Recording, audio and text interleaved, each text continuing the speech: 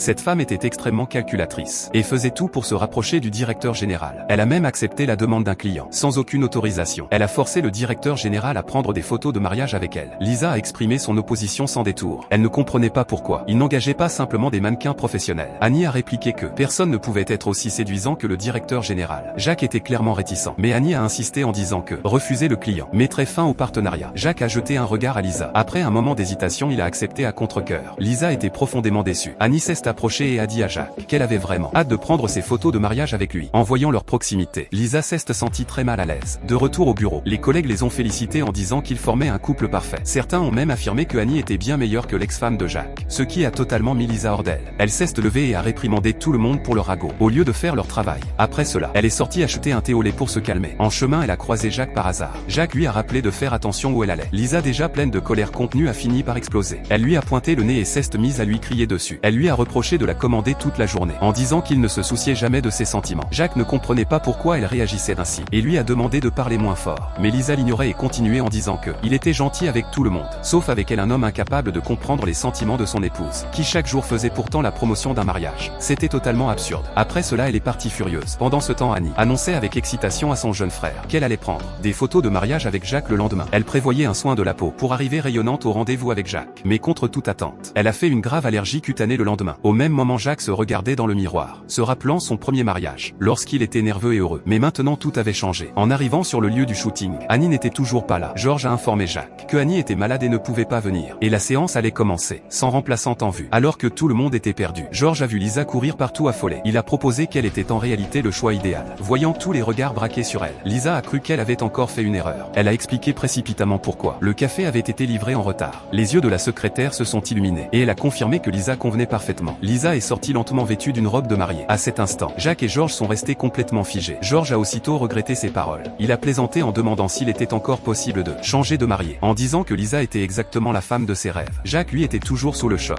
Pendant la séance, ils gardaient tous les deux les mains dans les poches, sans aucune proximité. Le photographe leur a demandé de se rapprocher, mais il n'arrivait plus à continuer. Il a demandé à la secrétaire s'il essayait de s'entretuer. Georges est vite intervenu pour calmer le photographe, puis il leur a expliqué l'enjeu de la situation. Ce n'est qu'alors qu'ils ont accepté de coopérer et de prendre la séance au sérieux. Le photographe leur a demandé de se tenir face à face et d'imaginer qu'ils se mariaient vraiment, en se regardant sincèrement. À cet instant, ils se sont tous les deux souvenus de leur mariage, quand tout était encore si beau, comme s'il était revenu à ce jour-là. Même après la fin de la séance, ils se regardaient encore longuement, jusqu'à ce que la secrétaire parle et les ramène à la réalité. La séance a été un immense succès. Jacques a remercié le photographe pour son aide, mais soudain Jacques a senti que quelque chose clochait. Un employé maladroit a trébuché sur un câble. Le projecteur allait tomber droit sur Lisa. Jacques s'est lancé sans hésiter et l'a protégée avec son propre corps.